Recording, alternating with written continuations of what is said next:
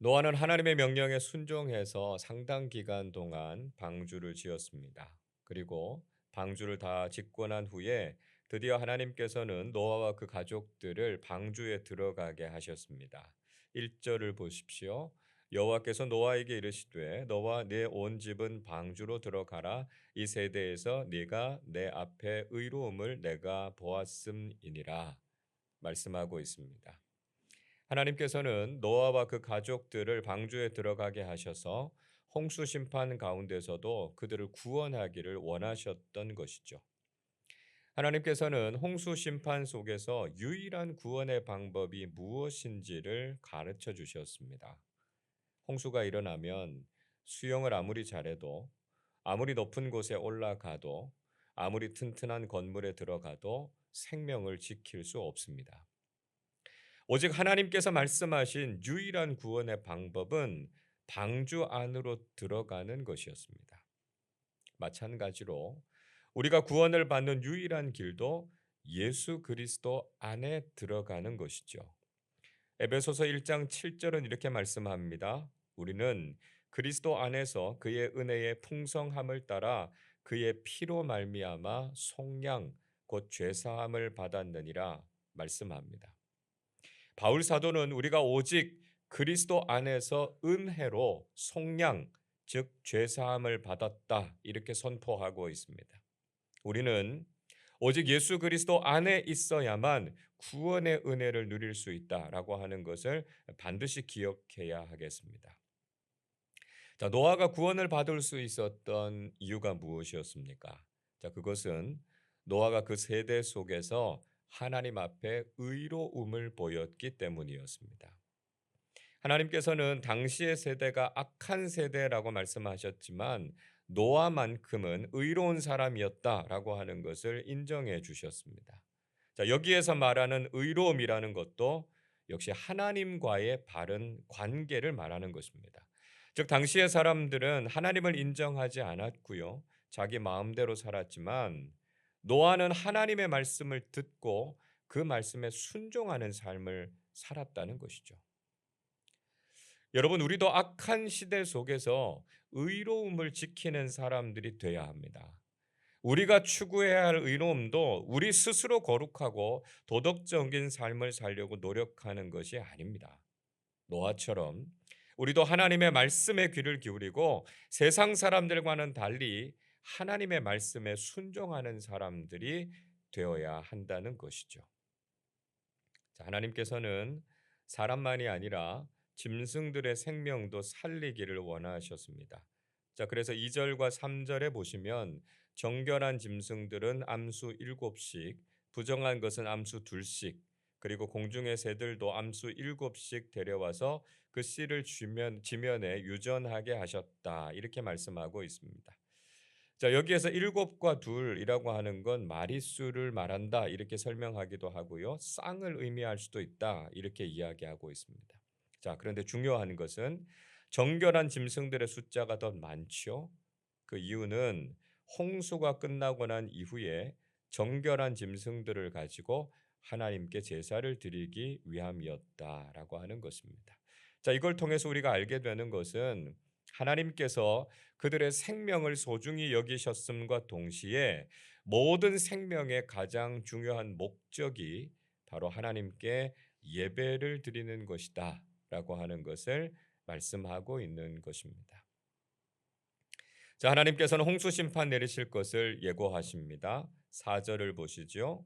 지금부터 7일이면 내가 40주야를 땅에 비를 내려 내가 지은 모든 생물을 지면에서 쓸어버리리라 말씀하셨습니다. 하나님께서는 7일간의 말미를 주시고 그 이후에 40일 동안 비를 내리셔서 땅의 모든 생물들을 땅에서 쓸어버리시겠다. 이렇게 말씀하셨습니다. 하나님께서 창조하신 모든 것들을 하나님의 손으로 직접 쓸어버리신다라고 하는 것이 얼마나 하나님의 마음을 아프게 했을까요? 그래서 어떤 신학자는 이 노아의 홍수를 단순한 심판의 의미로만 보지 않고 하나님의 눈물로 보아야 한다 이렇게 해석하기도 합니다. 하나님께서 정말 사랑하시고 보시기에 좋았던 모든 것을 하나님의 손으로 쓸어버리실 수밖에 없는 하나님의 안타까운 마음을 보여주고 있다는 것이죠. 자, 이런 비극적인 상황 속에서도 돋보인 것은 역시 노아의 순종이었습니다. 5절은 이렇게 말씀합니다. 노아가 여호와께서 자기에게 명하신 대로 다 준행하였더라 말씀합니다. 노아는 하나님의 심판의 계획에 대해서 다 들었고요. 하나님께서 명령하신 그대로 준행했습니다. 노아의 의로움이란 그가 하나님의 말씀에 순종했다라고 하는 것이죠. 그는 세상의 다른 사람들처럼 하나님의 말씀에 무관심하지도 않았고요. 하나님의 말씀이 이해가 되지 않는다고 따져 묻지도 않았습니다. 그는 하나님의 말씀이라면 절대적으로 순종하는 사람이었고 그것이 그가 하나님 앞에서 의로운 사람이라고 인정받을 수 있는 이유였다는 것이죠. 자, 드디어 홍수 심판이 시작됐습니다. 6절에 보시면 홍수가 시작될 때 노아의 나이가 600세였다고 말씀합니다. 7절에서는 홍수가 일어나기 전에 노아는 자신의 아내와 세 아들들 그리고 며느리들 총 8명을 데리고 방주로 들어갑니다. 노아의 의로움이 자신의 가족들을 구원하는 계기가 됐다는 것입니다. 우리가 어떻게 의로운 삶을 살아가는가라고 하는 것이 우리 가족들을 구원하는 결정적인 계기가 된다라고 하는 것을 알아야 한다는 것이죠. 또 8절과 9절에서 노아는 하나님의 말씀대로 정결한 짐승과 부정한 짐승 그리고 모든 짐승들을 하나님의 명령에 따라 방주에 들어가게 했습니다. 의로운 한 사람을 통해서 자신의 가족만이 아니라 많은 사람들과 세상이 구원의 은총에 들어가게 된다라고 하는 것을 보여주고 있는 것이죠. 그래서 우리의 의로움이 세상에 구원의 소망을 줄 수 있다라고 하는 것을 알아야 한다는 것입니다. 자, 이어서 본문은 홍수의 과정에 대해서 설명하고 있습니다. 11절과 12절 보시면 노아가 600세 되던 해 2월 17일에 큰 기품의 샘들이 터졌고 하늘의 창문들이 열려서 40일 밤낮 비가 내렸다고 말씀합니다. 자, 홍수 심판은 단지 비만 많이 온 것이 아니었고요. 땅속에 바닷속 깊은 곳에 있었던 지하수들까지 터져 나오는 엄청난 재앙이었다라고 하는 것이죠. 그리고 40일 동안 쉬지 않고 비가 왔다라고 하는 것 한번 상상해 보십시오. 요즘도요. 하루 이틀만 집중호우가 쏟아져도 수해를 입게 되는 경우가 많은데 40일을 비가 내리면 정말 엄청난 재해가 일어나지 않았겠습니까? 정말 이 땅을 완전히 쓸어버릴 만한 대격변이 일어나게 됐다 하는 것을 말씀합니다. 자, 그러나 이 심판의 순간에도 구원의 역사는 일어나고 있었다는 것을 보여주고 있습니다. 13절에서 노아의 8 식구가 모두 방주로 들어갑니다.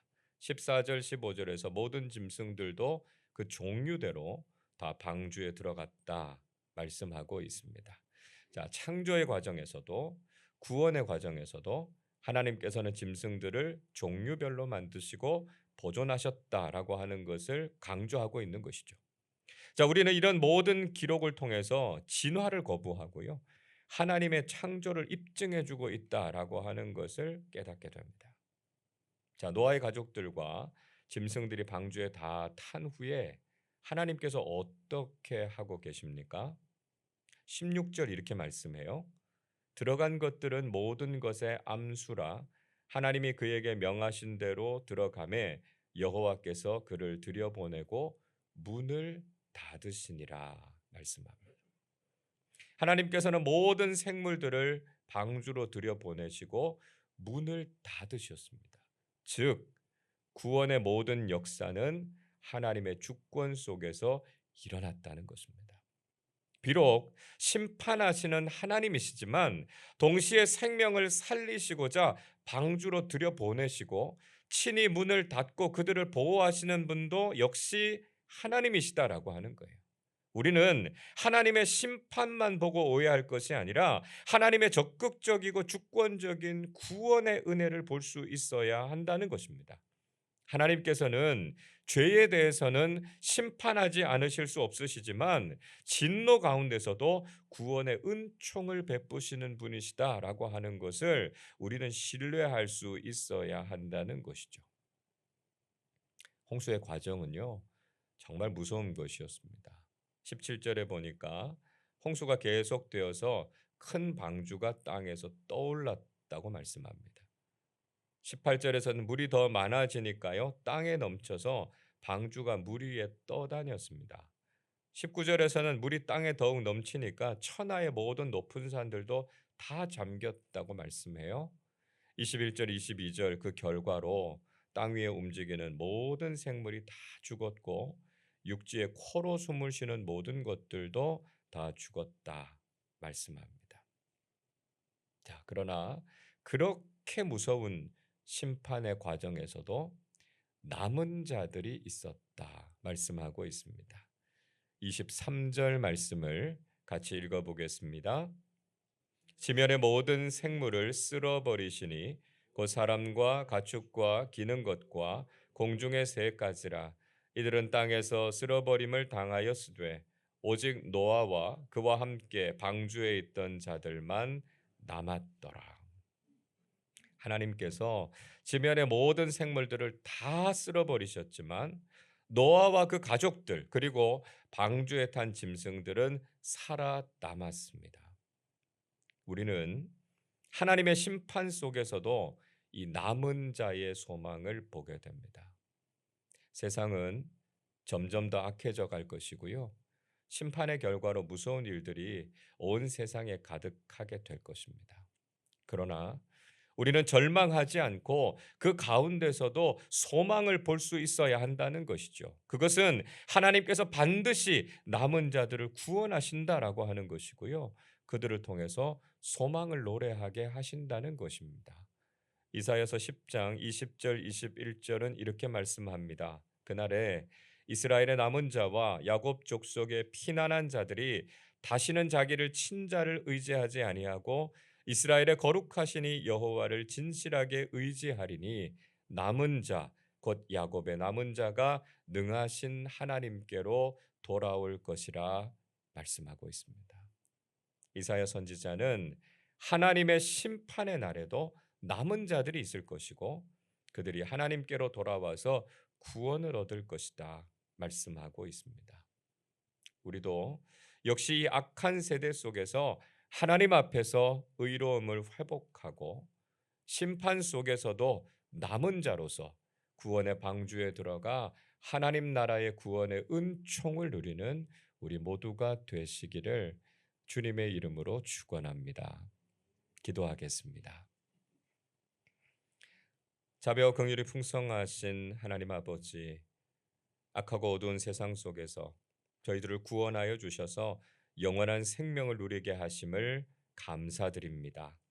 홍수 심판 속에서도 노아의 8 식구와 동물들을 살리신 하나님의 은총을 기억하면서 우리도 심판의 두려움이 아니라 하나님의 구원의 은혜에 늘 감사하며 살아가게 해 주옵소서. 방주 안에 들어갔던 노아의 가족들이 생명을 지켰던 것처럼 오직 예수 그리스도 안에만 구원이 있음을 확신하는 사람들 되게 하여 주옵소서. 노아가 악한 세대 속에서도 하나님 앞에서 의로움을 보인 것처럼 저희들도 하나님과 바른 관계를 맺고 하나님의 말씀을 듣고 순종하게 하셔서 하나님 보시기에 의롭고 바른 삶을 사는 믿음의 사람들 되게 하여 주옵소서. 오늘 하루도 말씀보다 성령보다 앞서지 않게 하시고 우리에게 주어진 삶의 길을 믿음으로 걸어가는 사람들 되게 하여 주옵소서. 저희들의 모든 삶이 하나님을 기쁘시게 하는 성숙한 그리스도인들로 살아가게 해 주옵소서. 감사드리며 우리 주님 예수 그리스도의 이름으로 기도하옵나이다. 아멘.